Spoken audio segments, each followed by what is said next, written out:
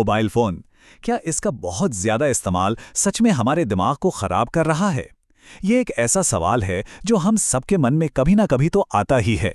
तो चलिए आज इसी सवाल की तह तक चलते हैं। तो सीधा सवाल ये है कि क्या हमारा फोन हमारे दिमाग पर कब्जा कर रहा है? देखिए, इसका जवाब सिर्फ हाँ या ना में नहीं है।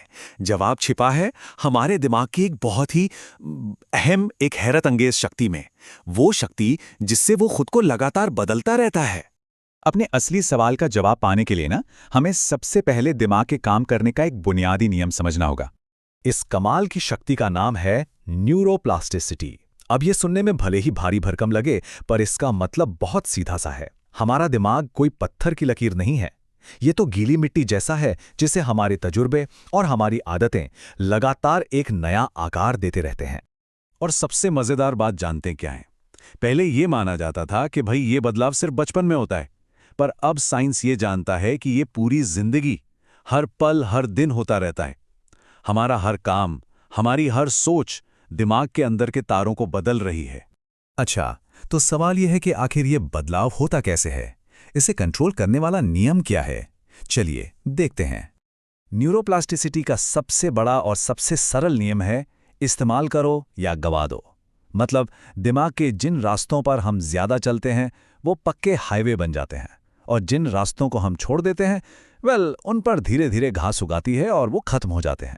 और ये बड़े ही शानदार तरीके से काम करता है। देखिए, जब हम कुछ बार बार करते हैं तो लॉन्ग टर्म पोटेंशिएशन यानी LTP उस कनेक्शन को मजबूत बनाता है, और वहीं जब किसी कनेक्शन का इस्तेमाल बंद हो जाता है तो लॉन्ग टर्म डिप्रेशन या LTD उसे कमजोर कर देता है या शायद मिटाई ही देता है।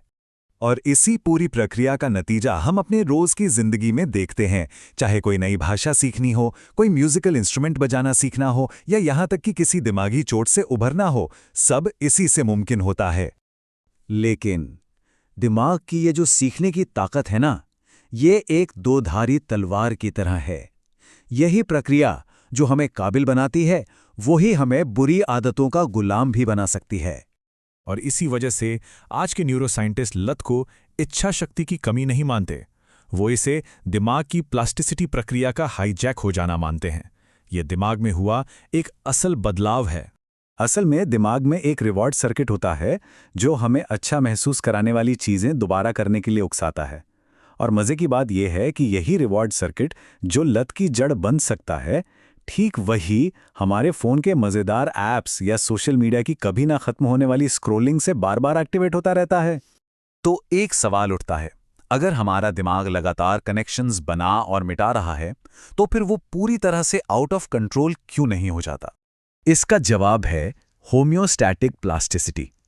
इसे आप दिमाग का अपना थर्मोस्टैट समझ सकते हैं। ये एक ऐसा कमाल का सिस्टम है जो ये पक्का करता है कि दिमाग में न तो जरूरत से ज्यादा एक्टिविटी हो और न ही जरूरत से कम, मतलब सब कुछ बैलेंस में रहे। ये एक अदृश्य हीरो की तरह है जो पर्दे के पीछे काम करता है ताकि सीखने और बदलने की इस पूरी प्रक्रिया में दिमागी सिस्टम बिगड़ ना जाए।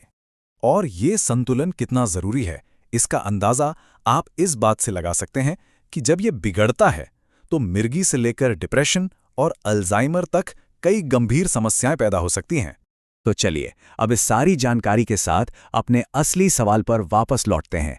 मोबाइल का दिमाग पर आखिर असर क्या होता है? अब हम ये जानते हैं कि न्यूरोप्लास्टिसिटी कैसे काम करती है, और ये साइंस हमें दिखाता है कि क्या मोबाइल दिमाग खराब करता है। ये सवाल शायद सही है ही नहीं। सही सवाल ये है, हमारा मोबाइल इस्तेमाल हमारे दिमाग को कैसा बना रहा है। फोन पर बिताया गया हर एक मिनट, हर एक पल एक तजुर्बा है जो LPT के जरिए कुछ दिमागी रास्तों को मजबूत कर रहा है और LTD के जरिए कुछ दूसरे रास्तों को कमजोर। तो असल बात यह नहीं है कि दिमाग खराब हो रहा है, नहीं, वो हमारी आदतों के हिसाब से लगातार बदल रहा है, या यूं कहें कि बंद रहा है।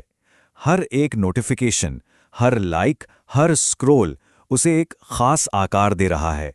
हमारा दिमाग कोई बनी बनाई चीज नहीं है, इसे हर पल हमारे अनुभव और हमारा ध्यान मिलकर गढ़ रहे हैं। न्यूरोप्लास्टिसिटी हमें सीखने की बेमिसाल ताकत देती है, पर यही ताकत हमें उन आदतों के प्रति कमजोर भी बनाती है जिन्हें हम सबसे ज्यादा दोहराते हैं। तो आखिर में सबसे बड़ी शक्ति इस प्रक्रिया को समझने में है और फिर उन अनुभवों को चुनने में जो वैसा दिमाग बनाए जैसा हम चाहते हैं। सवाल ये नहीं है कि मोबाइल अच्छा है या बुरा। असली सवाल तो ये है कि हम उसे इस्तेमाल करके अपने दिमाग को कैसा गढ़ रहे हैं।